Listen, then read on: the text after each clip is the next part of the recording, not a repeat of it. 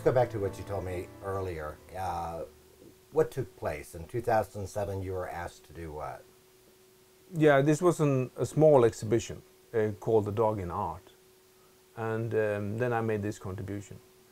As I said, my intention was, in a way, to find out about the borders in art. What can you do and what are you not allowed to do? Art is not as free as it is supposed to be.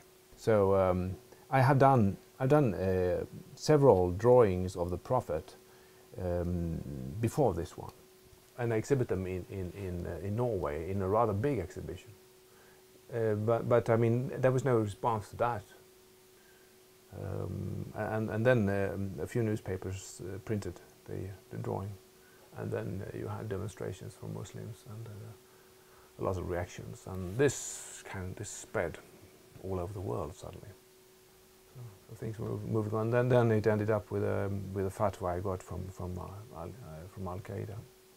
Yeah, they were telling me that they were going to kill me, and more specifically, I'm going to cut my throat. And there was one very aggressive woman, and she said she had her brothers in Al Qaeda who would help her with the matters. There was some Muslims who had made an arrangement in order to kill me, and they had then found an American citizen called Jihad Jain who was going to do the actual killing. And this was discovered by the Irish Secret Police.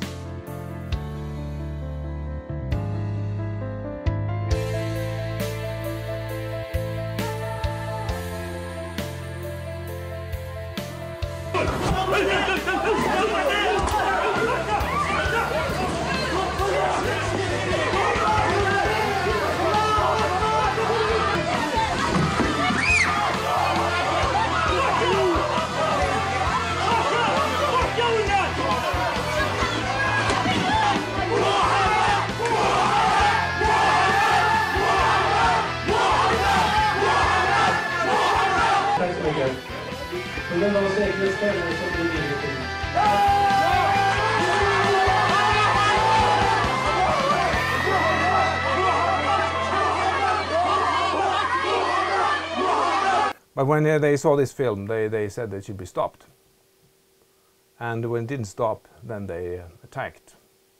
And suddenly there was a riot in the whole room there. But there was security, so they dragged me out in a room beside. So. And then this thing was going on for almost half an hour. And then a few days later, maybe longer, someone attacked your home? Yeah. How long after your speech did it was a couple of weeks. It was a couple of weeks, yeah. They tried to set fire to my house. There was two Muslims from Kosovo. They are living not so far from here. So they had a car and they drove up here, and they had petrol with them.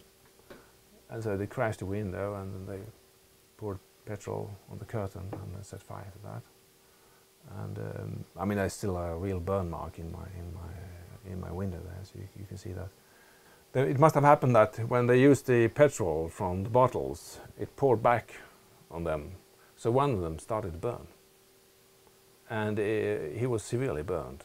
So they panicked, and they rushed away, and he got to hospital with quite bad injuries. And so the police had quite an easy job to find their jackets. There was driver's license, telephone numbers, and keys. I mean, everything was there. What stopped the fire from burning your house down? Well, the curtain burnt off and fell into the sink. There's a metal sink, so it didn't spread. So it was extremely lucky. I mean, I've been around for some years now, so I could see that this is a terrorism which we can call the amateur terrorism. And this is kind of good news for us, who are the objects of this, because we have a chance. When you have professionals, you have no chance. If you take precautions, you could get away, you know. So I have my axe standing here. I mean, it's reasonable to try to defend yourself against amateurs, because they are in a way they are also dangerous because they can't really be tracked. They can pop up everywhere. What did you have to do to protect yourself from these death threats? Well, there was not very much to do. I mean, the Swedish secret police, yeah, they didn't do very much until till the Al Qaeda thing happened in September 2007, because then there was a price on my head of $150,000, and then they said that I had to move to another place. I should change my name and go underground. That was the advice they gave me. Did you take that No, advice? no, it was impossible for an artist to disappear like that. So I had a hideaway place here, not far away from here, where I actually could be very safe. Now, you did this artwork 2 years after the Mohammad cartoons out of the Danish Julens Posten newspaper. Did you suspect that perhaps this particular piece of art would create the controversy the Mohammad cartoons created? No, I didn't think so, because this was too isolated thing when you do things for a small gallery. The Danish drawings, they were published in a newspaper, so it could be spread in another way. But a small gallery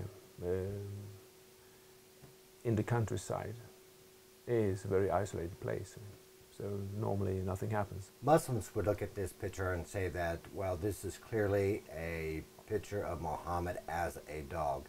Was that your interpretation as you drew this caricature? Yeah, I mean, it says that it's a prophet as a roundabout dog, so it's an offense in that sense. My idea was that it's a misuse. I mean, a religion in general is not a very big thing. I mean, people have their religions, and that's all right with that. But religions can be misused. But when you try to make politics of it, you have to say this is the standard of life. We should follow the book, and this should be the book for everyone. Has this affected your career at all? Have you found that it's difficult to get your art pieces published? Yeah, I mean, I've done something bad in the art world, because I've been showing this border, but I didn't complain, because I was looking for that. I was going to show that it's not that open. I mean, to criticize a religion should be a very simple matter in art, but it isn't. So of course I cannot exhibit these things, and it's more difficult for me to get an exhibition in good places, because I'm an incorrect artist at the moment. What would you recommend to other artists out there that want to be controversial and provocative regarding Islam? Would you say this was a mistake, don't do this, or what would your recommendation be? We should all do it. But I think that the only thing is that you have to keep the debate going, you have to move on with these things, you have to see that there is always a discussion about it, and that people get aware of that we have a problem here. And, I think that's the best way.